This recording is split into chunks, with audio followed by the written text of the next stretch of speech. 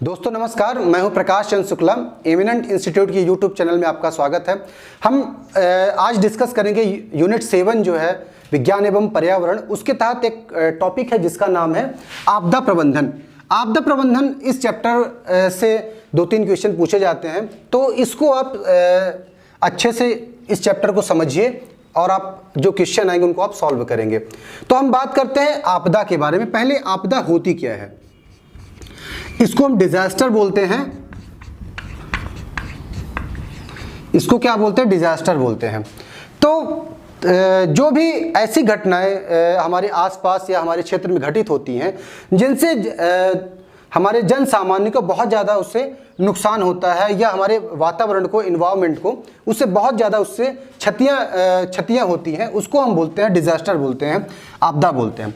तो आप देखेंगे कि विगत लगभग 10 से 20 साल में बहुत ज़्यादा आपदाएं हमारे भारत में आई हुई हैं, चाहे वो मनुष्य निर्मित हों या प्रकृति जनित वो आपदाएं हों। तो जो भी हमारी आपदाएं आती हैं हमारे क्षेत्र में वो कितने प्रकार की होती हैं उसको हम जानेंगे। तो जो भी आपदाएं होती हैं उसको हम 2 भागों में डिजास्टर को बांटा गया है। जो भी डिजास्टर आपदाएं हैं इसको 2 पार्ट में डिवाइड किया गया है घटित होने के आधार पे। पहली होती हैं प्राकृतिक हो गई,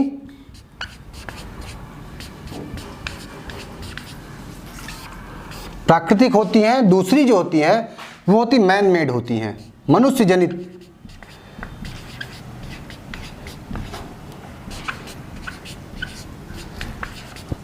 मनुष्य जनित होती हैं। यदि हम बात करते हैं प्राकृतिक जो आपदाएं आपकी आती हैं, तो प्राकृतिक आपदाओं को अलग अलग भागों में बांटा गया है। तो उसके एग्जाम्पल के रूप में हम देखते हैं इसमें क्या क्या प्राकृतिक आपदाओं में आता है। हम आता है भूकंप, आपका आता है भूकंप, आता है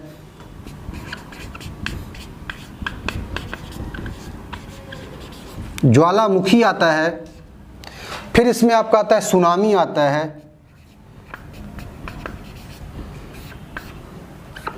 फिर चक्रवात आता है, फिर बाढ़,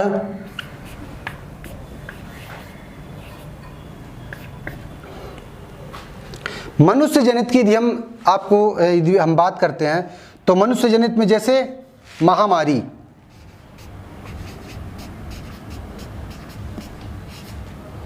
महामारी हो गई, आपका एक्सीडेंट, दुर्घटना हो गई,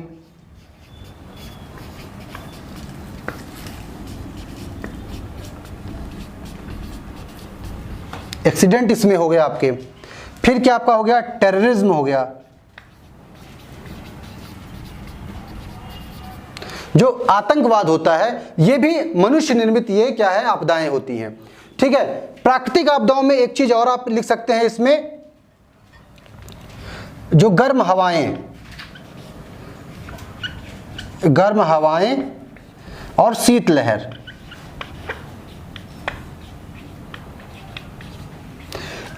पूरे भारत में ये दोनों चीजें समस्याएं पूरे देश में है, भारत में भी है और वर्ल्ड के सारे जो कंट्री हैं इससे अछूते नहीं हैं। अभी रिसेंट में आप देखे होंगे जो कनाडा है, कनाडा में बहुत ज़्यादा ग्रीष्म लहर जो थी, हीट वेव्स बहुत ज़्यादा आई थी और बहुत लोग इसमें मर गए हैं। इसके पहले यूरोप में हीट वेव्स बहुत ज़्यादा आई थी, उससे कई लोग इससे प्रभावित हुए थे।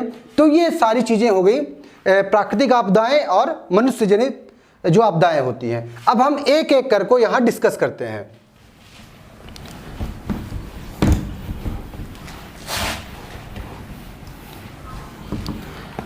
अब हम डिस्कस करते हैं, पहला आपका हो गया ज्वालामुखी। फर्स्ट जो है ज्वालामुखी। जब हम ज्वालामुखी को, इसको वॉल्केनो इरप्शंस भी इसको बोला जाता है। इसमें क्या होता है कि पृथ्वी का जो जो अर्थ हमारी है, अर्थ का जो निचला हिस्सा है वहाँ बहुत ज़्यादा क्या होती है? हीट होती है। उसमें मैग्मा वगैरह रहता है। मैग्मा जो रहता है ज्वालामुखी के जो निचला पोर्शन रहता है, और वही चीज़ जब हीट के द्वारा गर्मी ज़्यादा होती है और मूवमेंट वहाँ होना शुरू हो जाती है, तो वही जो मलबा रहता है वो पूरा आपका बाहर आ जाता है। और ये जो मलबा बाहर बहुत ज़्यादा इसमें हीट होती है और वो आकर के बाद में ठंडा हो जाता है। तो जिस जिस एरिया में ज्वालामुखी आते हैं वहाँ गर्मी बहुत ज़्यादा बढ़ जाती है, वहाँ की जो सॉइल है पूरी नष्ट हो जाती है, जो भी उस क्षेत्र में जैव विविधता है, बायोडाइवर्सिटी है, वो वहाँ की पूरी खराब हो जाती है और ऑक्सीजन में कई प्रकार की गैसों की मात्रा बढ़ जाती है। तो ज्वालामुखी भी एक बहुत विकट समस्या है। तो इसको डायरेक्ट आप इससे निपट नहीं सकते हैं, आपके कंट्रोल का ये होता नहीं है। मैनेजमेंट आप कर सकते हैं कि इस क्षेत्र में हमें जाना नहीं है, ये प्रकार की स्ट्रेटजी आप बना सकते हैं। तो ये चीज़ें आपकी नॉर्मल होगी ज्वालामुखी के बारे में। इसमें कौन कौन से क्षेत्र हैं, कहाँ कहाँ ज्वालामुखी ज़्यादा है, वो बाद में हम इन लिस्टिंग आपको करेंगे फैक्ट्स में। इसके बाद बात करते हैं हम ज्वालामुखी। तो चैप्टर आपका यहाँ फिनिश हो गया। अब बात करते हैं भूकंप के बारे में। भूकंप को हम बोलते हैं अर्थक्वेक बोलते हैं। अर्थक्वेक की बात करते हैं। यहाँ भूकंप का मतलब क्या होता है कि जब जो हमारी भूगर्भ है, हमारी जो पृथ्वी है, पृथ्वी के नीचे क्या होती है, टेक्टोनिक प्लेट्स होती हैं। इस प्रकार से टेक्टोनिक प्लेट्स होती हैं। तो जब किसी कारणवश इनमें क्या होता है, हलचल होती है, प्लेट एक से या दूर होती हैं या आपस में पास पास जब आने लगती हैं तो एक प्रकार का हलचल होनी शुरू हो जाती है आपके पृथ्वी में या जो आपकी अर्थ है। तो उसमें हलचल होने के कारण आपके घर हो गए, भवन हो गए या पहाड़ वगैरह हो गए, ये पूरे क्या होते हैं, ध्वस्त हो जाते हैं, ये गिर जाते हैं। तो टेक्टोनिक प्लेट्स में मूवमेंट के कारण क्या होता है, आपका अर्थक्वेक आता है। अर्थक्वेक की यदि हम बात करते हैं तो अर्थक्वेक जो होता है उसके लिए कैसे आप मैनेजमेंट करेंगे या कैसे जानेंगे अर्थक्वेक आने वाला है। तो जिस भी एरिया में अर्थक्वेक आने वाला होता है तो रेडॉन जो गैस होती है इसकी मात्रा उस क्षेत्र में धीरे धीरे बढ़ने लगती है। तो सेस्मोग्राफी जो पद्धति होती है जिसमें आप भूकंप का पता आप इसमें लगाया जाता है। भारत के यदि भूकंप जोन की यदि हम बात करते हैं तो लगभग आपके 4 भूकंप जोन, अर्थक्वेक जोन भारत में बनाए गए हैं, जिनको कैसे बांटा गया है, 5th zone, 4th zone, 3rd जो आपका है 3rd जोन हो गया, फिर आपका 2nd जोन हो गया। इतने जोन भारत में 4 जोन बनाए गए हैं जिसको 5th, 4th, 3rd and 2nd बोला जाता है। जो 5th जोन है ये सबसे ज़्यादा अर्थक्वेक प्रोन एरिया है। जो अपर हिमालयन एरिया है, लद्दाख एरिया है, ये पूरा लगभग किसमें आपका आता है, 5th जोन में आता है। खासकर 5th जोन ही पूछा जाता है। मध्य प्रदेश की यदि हम बात करते हैं तो जो आपका नर्मदा नदी का किनारे वाले बेल्ट है यही भूकंप वगैरह आने के चांस हैं, लेकिन कम से कम इसके चांस हैं। तो भूकंप अवरोधी बिल्डिंग आपको अच्छे से बनाया जाना चाहिए, इंजीनियर का अच्छा रोल होना चाहिए। इन चीज़ों का यदि हम ध्यान रखते हैं या जिस एरिया में कंपन होने लगता है या हिलने लगता है तो जो हमारा घर है उसके कोने में हम बैठ जाएं या चारपाई जो है उसके नीचे हम बैठ जाएं, इस प्रकार की चीज़ें आप अपना करके इससे बच सकते हैं। भूकंप आने के पहले लगभग आइडिया पहले हो जाता है, इतना समय मिलता है कि आदमी भाग सके वहाँ से। तो कोशिश करना चाहिए आपको वहाँ से भाग करके बाहर आ जाना चाहिए। ये चीज़ें अपनाएंगे तो भूकंप से आप बच सकते हैं।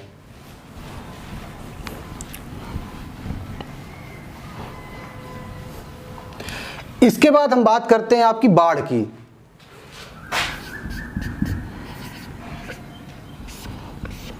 फ्लड की बात करते हैं।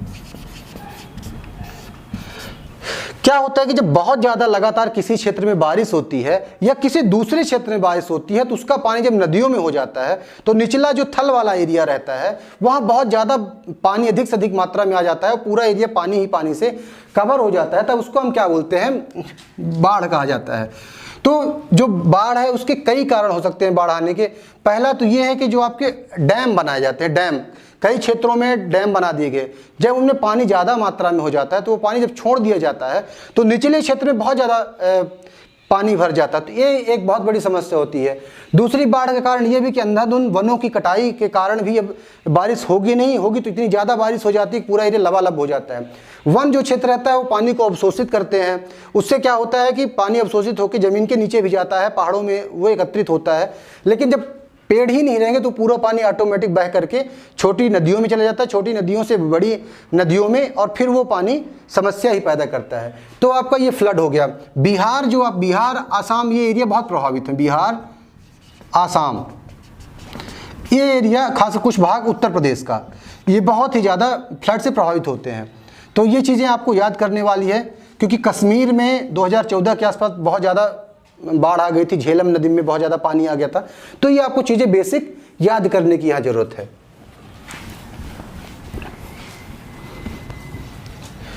अब हम बात करते हैं सुनामी की।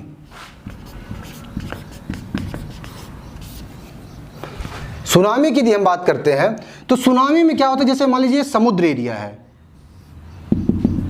समुद्र एरिया में क्या होता है, जब निचले पोर्शन में बहुत ज़्यादा हलचल होना शुरू होती है तो जो पानी होता है समुद्र का, वो वर्टिकल मूवमेंट, ऊर्ध्वाधर मूवमेंट लेकर के, गति लेकर के बहुत ऊंचाई तक समुद्री तटीय जो हमारे क्षेत्र हैं वहाँ आकर के पूरा पानी एकत्रित होने लगता है। अब वो पानी बहुत ज़्यादा समस्या पैदा करता है, घरों के अंदर घुस जाता है, घरों को तोड़ देता है। तो ये चीज़ें होती है सुनामी। इंडोनेशिया एरिया में जो है, इंडोनेशिया एरिया में उस समय पे बहुत ज़्यादा सुनामी आई हुई थी। वहाँ बहुत ज़्यादा पानी ऊपर आ गया था, जिसका असर हमारे अंडमान निकोबार का जो एरिया है यहाँ भी इसको देखने को मिला था। तो ये आपका हो गया सुनामी की बात हो गई।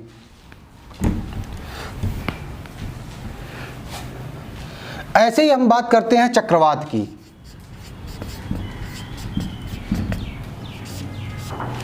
चक्रवात की बात क्या होती है, इसमें क्या होता है कि जैसे मान लीजिए कोई एरिया है जहां बहुत ज़्यादा हीट है, यहाँ मान लीजिए हीट क्या है, गर्मी जो है ज़्यादा है। तो जिस एरिया में गर्मी ज़्यादा होती है वहाँ क्या क्रिएट हो जाता है, लो प्रेशर हो जाता है, लो एयर प्रेशर वहाँ हो जाता है। और जिस एरिया में थोड़ा ठंडक वाला मौसम होता है वहाँ क्या होता है, हाई प्रेशर क्रिएट हो जाता है। तो ऑटोमेटिक हाई प्रेशर से लो प्रेशर की ओर जो हवाएं हैं वो गति करने लगती हैं ज़्यादा मात्रा में। अब चक्रवात का इतनी जोर से आंधी आती है कि आपके घर, पेड़ पौधे ये सारे टूट जाते हैं। तो ये चक्रवात बहुत ही खतरनाक होता है। तो चक्रवात के लिए को मैनेज करने के लिए भी कई टेक्निक्स होती है, कैसे मैनेज करेंगे। तो आप ऐसे घर बनाएं जो मजबूती के साथ बने हों, कांच वोंच का इस्तेमाल कम करें, जिस एरिया में ज़्यादा चक्रवात आता है वहाँ कांच वगैरह का घरों में कम प्रयोग करें, और जो बेस आपका घर का बने वो काफ़ी मजबूत बने। तो ये है चक्रवात का प्रबंधन आपका हो गया। इसके बाद हम डिस्कस करते हैं आपके गर्म लहर।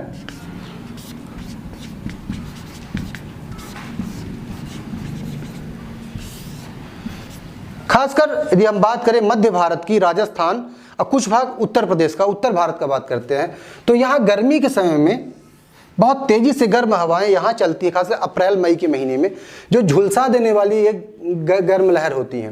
तो इसके लिए सबसे पहले मैनेजमेंट ये होना चाहिए कि आपको पानी पीते रहना चाहिए, ऐसे फलों का सेवन करें जिनकी तासीर आपकी ठंडी होती है, और अधिक से अधिक वृक्ष लगाएं। आप वृक्ष लगाएंगे तो ये हवाओं को ये क्या करते हैं, गार्ड का काम करती है, रोकने का काम करते हैं। तो इस प्रकार से आप मैनेजमेंट लू का कर सकते हैं।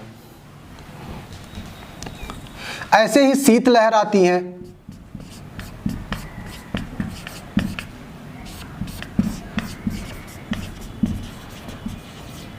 ऐसे ही ठंड के महीने में हिमालयन क्षेत्र से बहुत ज़्यादा ठंडी हवाएं चलती हैं। तो शीतलहर के कारण उत्तर भारत में कड़ाके की ठंड पड़नी शुरू हो जाती है और बहुत लोग इससे मर जाया करते हैं। तो ये भी बहुत बड़ी आपदा है। इसके लिए ये है कि ठंडे अच्छे से कपड़े आप पहने और ऐसी चीज़ें खाएं जिनकी तासीर क्या होती है, गर्म होती है।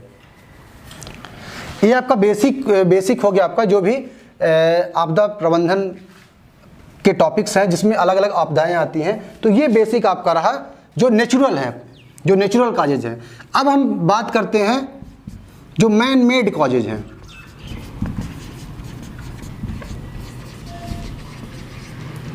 मैन मेड कॉजेज में पहला आपका क्या आता है, एक्सीडेंट्स हो गया। जो ट्रैफिक के रूल रेगुलेशन हर देशों में बने हुए हैं, ट्रैफिक के नियमों का जब व्यक्ति पालन नहीं करते हैं तो एक्सीडेंट के चांसेस, दुर्घटनाओं के चांसेस बढ़ जाते हैं। तो इसके लिए तो यह है कि जो ट्रैफिक के रूल्स हैं पूरे स्ट्रिक्ट इसको बनाया जाए और सही मॉनिटरिंग, सिग्नलिंग का पालन किया जाए। दूसरा आपका क्या हो गया, टेररिज्म, आतंकवाद हो गया। आतंकवाद आप लोग सभी जानते हैं। आतंकवाद को रोकने के लिए पूरे देश में जो भी एक्टिविटी होती है, जो आपका सुरक्षा तंत्र है, खुफिया तंत्र है, उसको स्ट्रांग रखने की आपको जरूरत है। सूचनाओं का सही आदान प्रदान भी होता रहे और कठोर से कठोर कानून देश में बने आतंकवाद को रोकने के लिए। तो इस पे रखा जाए। आपके जो NSG हैं और सिक्योरिटी संस्थाएं हैं उनको अच्छा रखा जाए, तो इसको ये आप रोक सकते हैं। तीसरा आपका क्या हो गया, प्रदूषण के कारण समस्याएं, ये भी एक बहुत बड़ी समस्या है। जैसे मान लीजिए अलग अलग जो शिप्स होती हैं जिनसे आपका पेट्रोलियम पदार्थ जो है एक देश से दूसरे समुद्री रास्ते से जाता है, उसमें कभी कभी क्या होता है कि आपस में टकराव के कारण भी जो तेल होता है वो आपके समुद्री एरिया में पूरी तरह से गिर जाता है, जो कि जो मैराइन इकोसिस्टम होता है उसके लिए बहुत ही ये डेंजरस होता है, हानिकारक होता है। तो इसको आप इससे रोक सकते हैं। तो इस प्रकार के प्रदूषण आपके जल को, जंगल को, जमीन को भी आप प्रभावित ना करें। इस प्रकार से ये बेसिक चीज़ें आपकी रही मैन मेड जो है कॉजेज ऑफ डिजास्टर के। आपदा प्रबंधन की यदि हम और यदि बात करते हैं तो आपदा प्रबंधन करने के लिए, मैनेजमेंट करने के लिए अलग अलग मंत्रालय बने कि कौन सी आपदा आएगी तो उसकी जिम्मेदारी किस आपके मंत्रालय की होगी। तो यहाँ हम बात करते हैं, जैसे मान लीजिए यदि बाढ़ आती है, फ्लड बहुत ज़्यादा आती है, तो उसको मैनेजमेंट की जिम्मेदारी किसकी है, होम मिनिस्ट्री को है, गृह मंत्रालय उसका पूरा मैनेजमेंट देखेगा। यदि अर्थक्वेक आता है, भूकंप आता है, तो भी वो गृह मंत्रालय के अंतर्गत जाता है। वनों में, जंगल में यदि आग लगती है तो पर्यावरण एवं वन विभाग मंत्रालय जो है ये इसको पूरा देखेगा। चक्रवात आता है, सुनामी आती है, ये भी पूरा किसके अंडर में जाता है, गृह मंत्रालय के, होम मिनिस्ट्री के अंदर में जाता है। जो भूस्खलन होता है, एवलांचेज वगैरह जो आते हैं, भूस्खलन होते हैं, खासकर हिमालयन एरिया जो है, यहाँ जो समस्या आती है इसको भी पूरा गृह मंत्रालय देखता है। सड़क दुर्घटना जो है, एक्सीडेंट वगैरह होते हैं, जो मुआवजा वगैरह दिया जाता है, उसकी जिम्मेदारी किसकी है, वो सड़क परिवहन और राजमार्ग मंत्रालय जो है ये इसको पूरा देखता है। सूखा पड़ता है, यदि बहुत ज़्यादा सूखा आता है, कोई दिक्कत आती है, तो इसको कौन देखेगा, कृषि एवं किसान कल्याण मंत्रालय जो है ये इसको पूरा देखेगा। जैविक आपदाएं यदि आती हैं, बहुत ज़्यादा महामारी आती है जो, उसको कौन देखेगा, स्वास्थ्य विभाग जो है ये पूरा इसको देखता है। तेल रिसाव की यदि हम बात करते हैं तो जो रक्षा और इंडियन जो कास्ट गार्ड है ये पूरा इसको देखते हैं। आपदा प्रबंधन अधिनियम जो है, जो भी आपदाएं आती हैं उनको मैनेजमेंट करने के लिए अलग अलग भारत में समय में अधिनियम लाए गए थे। तो एक अधिनियम 23 दिसंबर 2005 को लाया गया था जिसका नाम है आपदा प्रबंधन अधिनियम, इसको कहा जाता है। ये जो आया था ये पूरे भारतवर्ष के लिए ये है, 23 दिसंबर 2005 को बना था। और इसका कार्य क्या था कि आपदा में जो भी आपदाएं भारत में आती हैं, पूरे देश में आती हैं, उनको कैसे मैनेज किया जाए, और उनके लिए राष्ट्रीय आपदा प्रबंधन प्राधिकरण, राज्य स्तरीय प्राधिकरण और जिला स्तरीय प्राधिकरण का ये निर्माण करेगा। तो उसके तहत जो आपका आपदा प्रबंधन अधिनियम था उसके तहत राष्ट्रीय आपदा प्रबंधन प्राधिकरण का निर्माण हुआ था। तो जो राष्ट्रीय आपदा प्रबंधन प्राधिकरण है इसका स्थापना कब हुई थी, 27 सितंबर 2006 को इसकी स्थापना की गई थी, और ये पूरे भारत में ये काम करेगा। इसमें क्या होता है कि जो प्रधानमंत्री होते हैं इसके अध्यक्ष होते हैं, और इसमें 9 अन्य मेंबर होते हैं। उन 9 अन्य जो सदस्य होते हैं उसमें एक को उपाध्यक्ष बनाया जाता है, वाइस प्रेसिडेंट बना दिया जाता है, और ये पूरे कार्य राष्ट्रीय आपदा प्रबंधन प्राधिकरण के किए जाते हैं। अब हम बात करते हैं राज्य स्तर का जो प्राधिकरण बनता है, मध्य प्रदेश की हम बात करेंगे। मध्य प्रदेश में 5 सितंबर 2007 को राज्य स्तर का प्राधिकरण, आपदा प्रबंधन प्राधिकरण के निर्माण हुआ था, बनाया गया था, और मुख्यमंत्री जो होते हैं इसके अध्यक्ष होते हैं, इसकी अध्यक्षता मुख्यमंत्री करते हैं। जिला स्तर की यदि हम बात करते हैं तो जो कलेक्टर होते हैं या डिस्ट्रिक्ट मजिस्ट्रेट जो होते हैं, डीएम होते हैं, कार्यपालिक मजिस्ट्रेट जो होते हैं, ये उसके पूरे कार्य को देखते हैं और वो अपने हिसाब से समितियों का गठन करते हैं। आपदा प्रबंधन समितियां, यहाँ एक टॉपिक ये जो लिखा हुआ है आपदा प्रबंधन समितियां। तो जो आपदा प्रबंधन अधिनियम बने थे तो उन कार्यों को संचालन करने के लिए केंद्र स्तर पर, राज्य स्तर पर और जिला स्तर पर आपदा प्रबंधन समितियों का निर्माण किया गया था। उन्हीं के तहत जो राष्ट्रीय आपदा प्रबंधन कार्यकारी समिति बनी थी, राष्ट्रीय आपदा प्रबंधन कार्यकारी समिति, नेशनल एग्जीक्यूटिव जो काउंसिल आपकी बनी हुई थी, कमेटी बनी हुई थी। इसमें क्या हुआ था कि जो जब इसका गठन किया गया 2005 के तहत, तो केंद्रीय गृह सचिव जो आपके होते हैं इसके ये अध्यक्ष होते हैं, और पूरे भारत में आपदा प्रबंधन अधिनियम को लागू करना इसकी जिम्मेदारी होती है। फिर आपका होता है राज्य आपदा प्रबंधन जो समिति होती है, इसका कार्य क्या होता है, केंद्र सरकार और राज्य सरकार के बीच में क्या करना है, एक प्रकार से समन्वय का, कोऑर्डिनेशन काम करना है। वो जो योजनाएं हैं, उनके जो कार्य हैं, उसको अपने राज्य में लागू करने की जिम्मेदारी किसकी है, राज्य आपदा प्रबंधन समिति की है। फिर जिला आपदा प्रबंधन जो कार्यकारी समिति होती है, सेम इसके जो पदेन अध्यक्ष कौन होते हैं, जिले के कलेक्टर होते हैं, और वही इस पूरे कार्य को संचालित करते हैं। आपदा प्रबंधन समितियों के बाद हम देखते हैं कि पिछले 10-15 वर्षों में कौन कौन सी भयावह आपदाएं अपने पूरे भारत में आई हैं या विदेशों में, अलग अलग देशों में आई हैं। तो आइए हम इसको देखते हैं, एक नज़र इसमें फटाफट मार लेते हैं। तो यहाँ भोपाल गैस ट्रेजेडी की हम बात करते हैं। 2 से 3 दिसंबर 1984 को भोपाल में मिथाइल आइसोसाइनेट गैस का क्या है, रिसाव हुआ था। ये बहुत बड़ी घटना थी। उस टाइम में तत्कालीन मुख्यमंत्री अर्जुन सिंह थे, तो इसमें बहुत लोग मारे गए थे और जो कंपनी के जो इसके मालिक एंडरसन थे वो विदेश भाग गए थे। अब बात करते हैं विशाखापट्टनम गैस रिसाव जो हुआ था, ये 7 मई 2020 को हुआ था। विशाखापट्टनम में जो एक एलजी पॉलीमर इंडस्ट्री है, वहाँ से स्टाइरिन गैस का रिसाव हुआ था। कई लोग इसमें मारे गए थे। अब हम बात करेंगे चेरनोबिल दुर्घटना। चेरनोबिल यूक्रेन में एक जगह पड़ती है, चेरनोबिल पड़ती है। वहाँ नाभिकीय विस्फोट हुआ था किस सन में, 1986 में। 26 अप्रैल 1986 में इसमें बहुत लोग मारे गए थे। फिर हम आते हैं कश्मीर बाढ़ आपदा जो है, ये 2014 में आई थी, कश्मीर में आई थी। झेलम नदी जो है वहाँ बहुत ज़्यादा पानी बढ़ गया था, जिससे पूरी खेती कृषि पूरी बर्बाद हो गई थी। फिर हिंद महासागर की सुनामी 2004 में आई थी। तो जो कोस्टल रीजन है हिंदुस्तान के, वहाँ बहुत लोग मारे गए थे, इसमें पूरा अस्त व्यस्त जीवन हो गया था वहाँ का। फिर 26 जनवरी 2001 को गुजरात के कच्छ में भयावह भूकंप आया था, इसमें भी बहुत लोग मारे गए थे। फिर एक रिसेंट में जो था वो था फुकुशिमा दाइइची। फुकुशिमा दाइइची एक परमाणु संयंत्र है, कहाँ, जापान में, जहाँ बहुत ज़्यादा नाभिकीय संयंत्र में विस्फोट हो गया था। तो यहाँ भी बहुत ज़्यादा लोगों की जानें गई थी। तो ये आपके पूरा रहा कई ऐसी घटनाएं जो रिसेंट समय में, अभी समय में घटित हुई थी। अब हम बात करते हैं जो भी पुरस्कार, कौन कौन से पुरस्कार आपदा प्रबंधन को लेकर के दिए गए थे। ये बहुत महत्वपूर्ण है, ये पूछ सकता है। तो अभी रिसेंट में 2020-21 को क्या हुआ था, सुभाष चंद्र बोस आपदा प्रबंधन पुरस्कार किसको दिया गया था, राजेंद्र कुमार भंडारी एक हुए हैं जिनको सुभाष चंद्र बोस आपदा प्रबंधन पुरस्कार दिया गया है। एक चीज और ध्यान रखने वाली बातें हैं कि जो ड्राई लैंड सूखा क्षेत्र है, सूखा क्षेत्र हम किसे कहते हैं, तो जिस क्षेत्र में जो वार्षिक वर्षा है 75 सेंटीमीटर से जहां एनुअल बारिश कम होती है, वो किस क्षेत्र में आता है, सूखा क्षेत्र में आता है। तो जो हिंदुस्तान है, भारत के कितने सूखा क्षेत्र बनाए गए हैं, उनमें से जो आपका पहला है राजस्थान का जो अरावली पर्वत है, अरावली पर्वत का जो पश्चिम एरिया है, वहाँ सूखा हर साल बहुत ज़्यादा ड्राई पड़ता है, वहाँ सूखा क्षेत्र घोषित होता है वो हर साल। फिर दूसरा आपका कच्छ रीजन जो है, गुजरात का जो कच्छ है, वहाँ सूखा बहुत ज़्यादा पड़ता है, पानी की बहुत ज़्यादा दिक्कत है, इसलिए खेती बहुत कम उस एरिया में हो पाती है। फिर महाराष्ट्र का जो विदर्भ एरिया है, नागपुर वगैरह जो एरिया है, ये भी पूरा सूखा क्षेत्र है, यहाँ बारिश कम से कम होती है, लेकिन अन्य उद्यानिकी फसलों का उत्पादन यहाँ बहुत अच्छा होता है। फिर रॉयल सीमा आंध्र प्रदेश में है, इस एरिया में भी बारिश बहुत कम होती है, 75 सेंटीमीटर से कम होती है, सूखा क्षेत्र यहाँ रहता है, ज्वार बाजरा काफ़ी मात्रा में यहाँ होता है।